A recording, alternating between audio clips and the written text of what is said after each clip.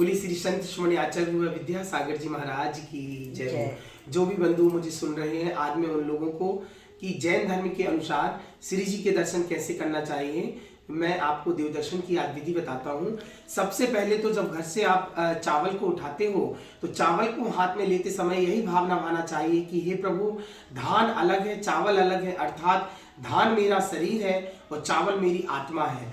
जिस प्रकार चावल को धान से निकालकर जमीन पे डालते हैं और वह दोबारा कभी उग नहीं सकता, वैसे ही हमें हाथ में चावल की डिब्बी लेते हुए यह भावना भाना चाहिए कि हे प्रभु, जिस तरीके से चावल को जमीन पे डालने पर वह कभी उगता नहीं है, वैसे ही मेरी चावल रूपी जो आत्मा है यह संसार में दोबारा कभी जन्म ना ले, अर्थात मुझे मुक्ति का मार्ग मिल जाए। इस भाव से चावल लेकर के आपको मंदिर आना चाहिए। और मंदिर आते समय, जब मंदिर आप आते हैं तो मंदिर आने के बाद रास्ते में किसी से बात नहीं करना चाहिए।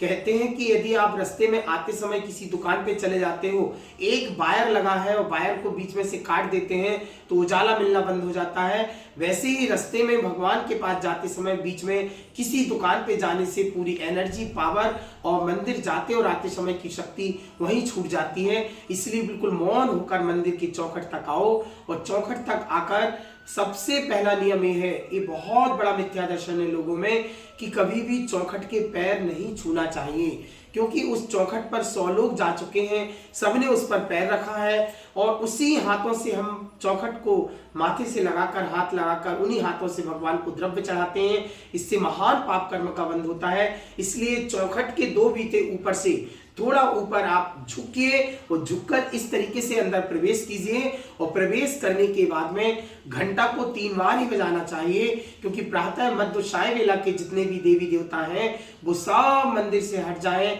हम प्रभु के दर्शन करने आए हैं। 3 बार घंटा बजाकर उस घंटे के नीचे हमें स्वयं खड़े हो जाना चाहिए 1 मिनट के लिए, क्योंकि कहते हैं अनंत बीमारियों का दूर करने का कारण भी घंटे की ध्वनि होती है। घंटे की ध्वनि से सकारात्मकता, एक पॉजिटिव एनर्जी और संपूर्ण रोगों का नाश करने वाली शक्ति हमें प्राप्त होती है। फिर उसके बाद घंटे से आगे बढ़ने के बाद जैसे ही हम जिनेन्द्र प्रभु के सामने खड़े होते हैं, नमोकार मंत्र पढ़ने के पहले भगवान की पूरी मुद्रा को निहारो। ऊपर से लेके नीचे चरण तक भगवान को देखो। चरण जो देख लेता है वो शरण में आकर स्वयं भगवान बन जाता है। ऐसी पूरी मुद्रा को निहार कर फिर हाथ में दोनों हाथ को जोड़कर 3 बार भगवान के सामने आवर्त कीजिए कि तीनों प्रातः मध्य साय वेला में तीर्थंकर प्रभु को हमारा हमेशा वंदन हो। आवर्त करने के बाद हाथ में द्रव्य लेकर अरिहंत जी, सिद्ध जी, आचार्य जी, उपाध्याय जी, साधु जी, पंच परमेष्टिभ्यो नमः अर्घम निपांति स्वाहा करके पंच परमेष्टि के स्वरूप को जरूर से अर्घ समर्पित करो। फिर वहां पर जो भगवान विराजमान है उन भगवान का अर्घ या आप और भी जो अर्घ चढ़ाना चाहे वो भगवान के चरणों में श्री महावीर जिनेन्द्र अर्घम निपांति स्वाहा करके 3 परिक्रमा लगाइए। और परिक्रमा लगाते समय कभी वॉक करने के स्टाइल में नहीं लगाना, नहीं तो पैरालाइसिस जैसे रोगों का बंद होता है। इसीलिए दोनों हाथ जोड़कर 3 परिक्रमा करते समय कि भगवान, ये भूतकाल, भविष्यकाल और वर्तमान काल के परिभ्रमण से मैं छूट जाऊं, कभी मुझे ऐसा परिभ्रमण ना मिले।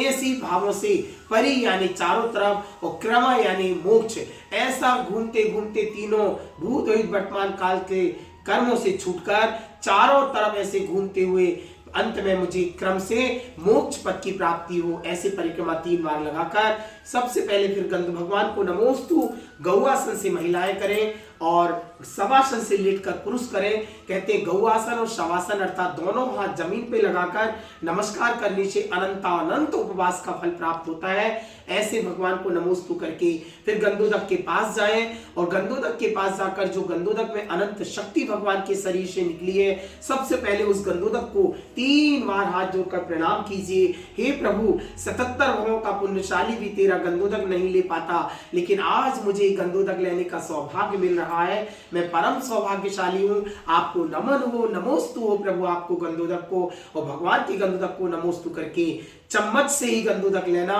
क्योंकि छोटे छोटे हाथों में भी अनंत वायरस होते हैं। उनको जब गंधोदक में डालते हैं तो वायरस गंधोदक में चले जाते हैं, फिर उस गंधोदक का प्रभाव ही समाप्त हो जाता है। इसलिए चम्मच से गंधोदक लीजिए और अपने माथों पर 3 बार, एक ऊर्ध्व, कभी आंख में और कभी कान में, कभी गले में गंधोदक नहीं लगाना, क्योंकि भगवान के शरीर से निकले परमाणु केवल मात्र ऊर्ध्व लोक में, अर्थात हमारा शरीर का ऊर्ध्व भाग मस्तक है, तो 3 बार आप मस्तक में लगाइए और हाथ धोकर के पुनः वापिस आए। जिनवाणी माँ यदि विराजमान है तो प्रथमानि योग, करणानि योग, चरणानि योग, द्रव्यानि योग, 4 अनुयोग के जिनवाणी माता का अर्घ्य चढ़ाएं।